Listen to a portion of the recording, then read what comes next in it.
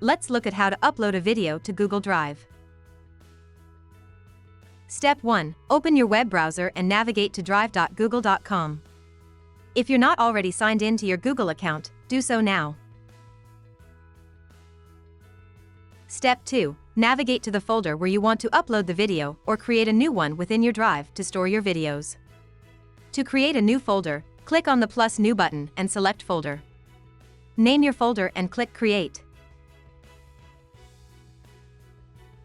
Step 3. There are two ways to upload videos to Drive. Simply drag the video file from your computer's File Explorer or desktop directly onto the Google Drive interface. Alternatively, click the plus new button and select File Upload. Browse your computer for the video you want to upload and click Open.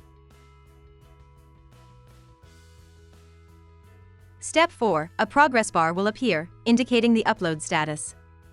The time this takes depends on your video size and internet connection speed.